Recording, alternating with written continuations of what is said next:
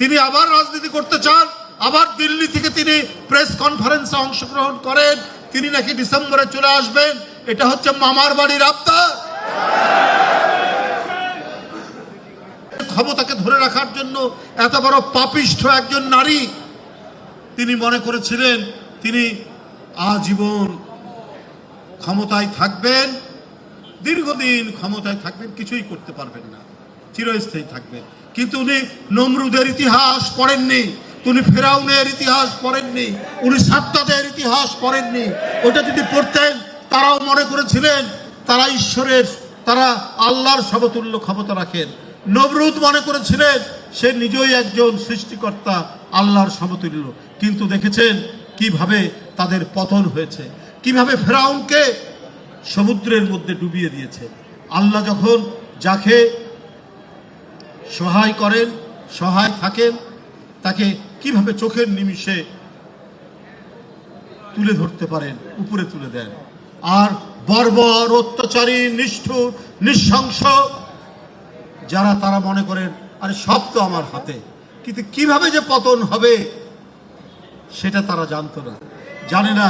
সেই পতন শেখ হাসিনা দেখলেন, যে নিজেকে অবিসংবাদিত ক্ষমতাশালী নেত্রী মনে করেছেন, কিন্তু আল্লাহর শক্তিকে তিনি ভয় পাননি।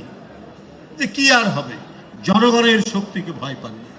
জনগণের ভিতরে যে ভয়ঙ্কর শক্তি আছে, সেই শক্তির আগুনে, সেই শক্তির বিস্ফোরণে শেখ হাসিনা পালিয়ে যেতে হবে। নিজের দেশের মানুষ, নিজের দেশের কচি কচি সন্তানদেরকে হত্যা করতে যার দ্বিধা করে না, শুধু নিজের, উনি মামার বাড়ির আবদার করছেন, পালিয়ে গিয়ে তাকে যারা আশ্রয় দিয়েছে, তারা আশ্রয় দিয়েছে কেন? তারা তাকে অত্যন্ত আপনজন মনে করে, নিজের লোক মনে করে।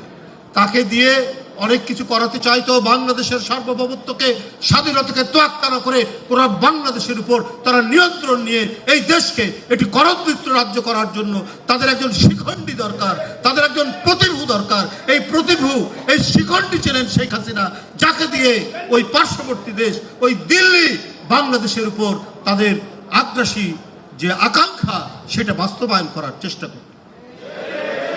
জনগণ, তরুণ, শিশু, কিশোর ফুঁসে উঠেছিল। সেই ফুঁসে উঠা জনগণের বহিঃপ্রকাশ হয়েছে জুলাই। শেখ হাসিনা পালিয়ে যেতে বাধ্য হয়েছে। শেখ হাসিনা কল্পনা করতে পারতেন না।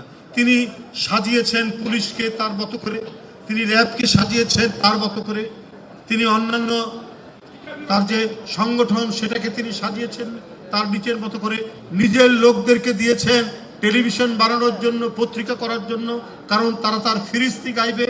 তিনি আদালত, আইন সবকিছু তার মতো করে সাজিয়েছেন।